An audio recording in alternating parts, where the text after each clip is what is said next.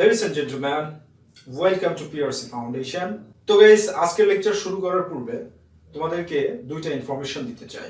প্রথম নাম্বার হচ্ছে এই লেকচারটার টেক্সট পড়ার জন্য তোমরা আমাদের অফিশিয়াল ওয়েবসাইট যেগুলো স্ক্রিনে দেখা যাচ্ছে সেগুলো ভিজিট করো, আর এই লেকচারটার নোট কালেক্ট করার জন্য স্ক্রিনে দেখানো নম্বরে আমাদেরকে ফোন দেওয়ার মাধ্যমে এই নোটটা তোমরা কালেক্ট করতে পারো। তো চলো গাইস আজকের লেকচারটা আমরা শুরু করি। তো লেডিস এন্ড জেন্টলম্যান, আজকে আমরা যে প্রশ্নটা আলোচনা করব সেটা হচ্ছে the inherent tendency two evil of human nature has been ডিপিক্টেড in the story young Goodman brown discuss.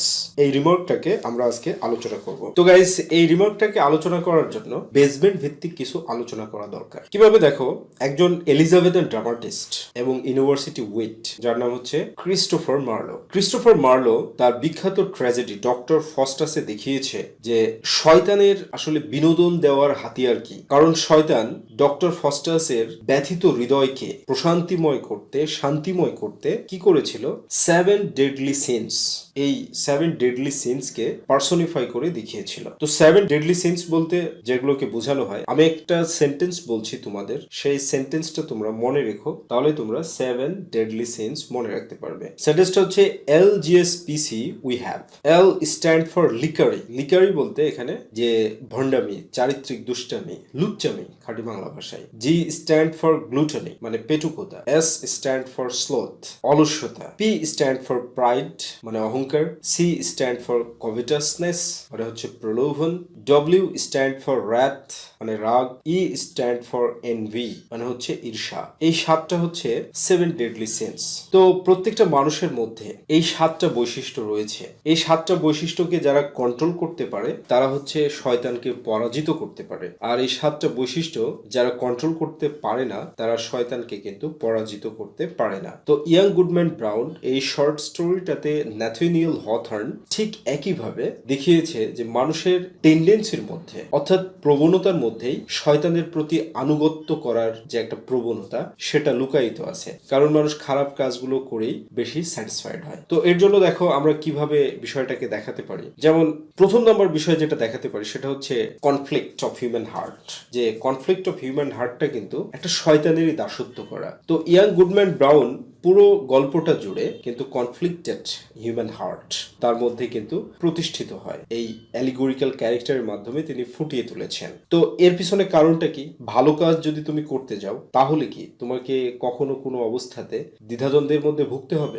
হবে না। কিন্তু যখন তুমি খারাপ পদক্ষেপ তুলছো তখন কিন্তু তোমাকে দ্বিধাদ্বন্দ্বের মধ্যে ভুগতে হয়। উদাহরণস্বরূপ কোনো একটা ছেলে যদি তার পিতামাতাকে বলতে চায় আমি তোমাকে খুব ভালোবাসি, এই কথাটা বলার জন্য তার মধ্যে দ্বিধাদ্বন্দ্ব কি কাজ করবে? তখন কিন্তু সে ফিল করবে আমি তো আমার পিতামাতাকে ভালোবাসি। কিন্তু এই একই বিষয়ে যদি একটা মেয়েকে প্রেমের প্রস্তাব দিতে যায় তার মধ্যে কিন্তু হাজারো বার কনফ্লিক্ট কাজ করবে। আর এই কনফ্লিক্টটা এভিল টেন্ডেন্সি। কি জন্য এভিল টেন্ডেন্সি? কারণ মানুষ যখন খারাপ কাজ করতে যায় তখন সে বেশি কনফ্লিক্টেড হয়। তুমি যদি মসজিদে যেতে চাও তাহলে কি তোমার মধ্যে কনফ্লিক্ট কাজ করবে? কাজ করবে না। কিন্তু তুমি যদি যাত্রা দেখতে যেতে চাও, তুমি যদি সিনেমা হলে যেতে চাও তাহলে কিন্তু তোমার মধ্যে কনফ্লিক্ট কাজ করবে। তাহলে ইভেন তুমি যদি কোনো অবৈধ কাজের দিকে যেতে চাও তাহলে কিন্তু তোমার মধ্যে কোনো কনফ্লিক্ট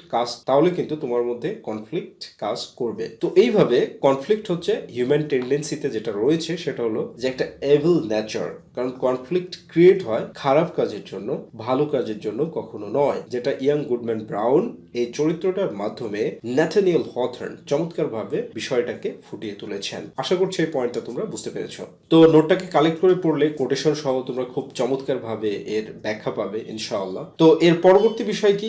এর পরবর্তী পয়েন্ট যেটা এভিল নেচার মানুষের মধ্যে দেখা যায় সেটা হচ্ছে wrath, ক্রোধ, রাগ, অ্যাঙ্গার। প্রত্যেকটা মানুষের মধ্যে ক্রোধের যে একটা প্রকোপতা এটা বিরাজ করে। আর মানুষ যখন রেগে যায় তখন মানুষকে কি বলা হয়? মানুষ শয়তানে পরিণত হয়ে যায়। তাহলে ইয়াং গুডম্যান ব্রাউন তার ওয়াইফের পিঙ্ক রিবন্স যখন বনের মধ্যে দেখলো তখন সে রেগে ফেটে পড়লো এবং সে শয়তানের মিটিং এ যাওয়ার জন্য সে মুহুর্মুহু শব্দে শয়তানের মিটিং এর দিকে অগ্রসর হলো। এবং সে যখন বনভূমিতে তার রাগটাকে প্রকাশ করার জন্য ন্যাথনিয়েল হথর্ন কি করেছেন, বনভূমিতে মনে হচ্ছে যে আগুন জ্বলছে, একটা বার্নিং ফরেস্ট।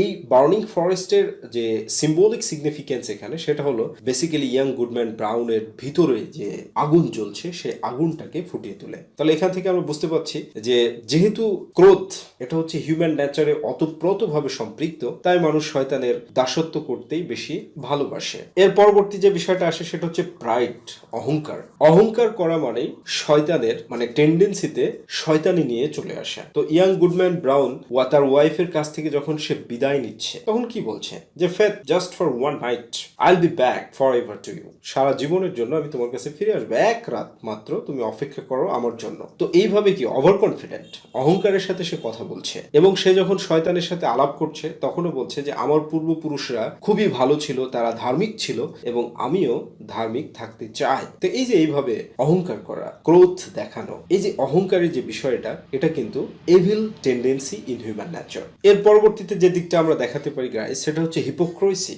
মায়াকান্না বা মায়াজাল। মানুষের চরিত্রের মধ্যে যে মায়াকান্না বা মায়াজাল দেখায়, শয়তান কি করে বিভিন্ন ধরনের মায়াজাল দ্বারা, মায়াকান্না দ্বারা কিন্তু জাল বিছিয়ে রাখে মানুষকে ধোঁকা দেওয়ার জন্য। তেমনি পুরো সমাজ ব্যবস্থায় এরকম ভণ্ডামি, মায়াকান্না প্রতিষ্ঠিত, যেটা ইয়াং গুডম্যান ব্রাউনের চরিত্রের মাধ্যমে কিন্তু দেখানো হয়েছে।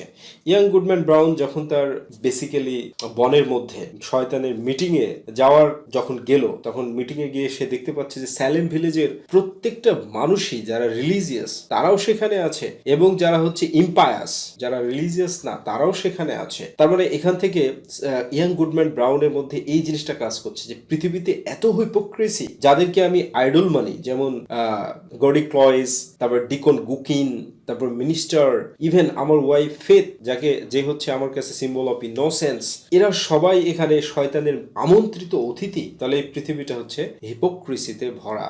আর যখন সে এই বনভূমির যে ডেভিল জার্নি, সেখান থেকে সে যখন তার গ্রাম স্যালেম ভিলেজে আবার ফিরে যাচ্ছে, তখন কিন্তু সে এটা আবার দেখতে পাচ্ছে ধার্মিক লোকেরা যখন ভালো ভালো কাজ করছে, তখন ইয়াং গুডম্যান ব্রাউনের কাছে এটা এরকম মনে হচ্ছে যে এগুলো সবই হিপোক্রেসি ছাড়া আর কিছুই না। তো এইভাবে এই পয়েন্টগুলোকে দেখানোর মাধ্যমে আমরা প্রমাণ করতে পারি মানুষের চরিত্রের মধ্যে এভিল টেন্ডেন্সি রয়েছে, সেই বিষয়টাকে ফুটিয়ে তুলেছেন। আসলে এই গল্পটা থেকে আমরা কি শিক্ষা গ্রহণ করতে পারি? এই গল্পটা থেকে আমরা যে শিক্ষা গ্রহণ করতে পারি সেটা হলো যে শয়তানকে পরাজিত করতে হলে তার সঙ্গে থাকা যাবে না, তাকে এড়িয়ে চলার মাধ্যমে তাকে আমরা পরাজিত করতে পারি। আর এটাই ন্যাথানিয়েল হথর্ন এই গল্পটার মাধ্যমে বুঝিয়েছেন। তো আশা করছি বুঝতে পেরেছো।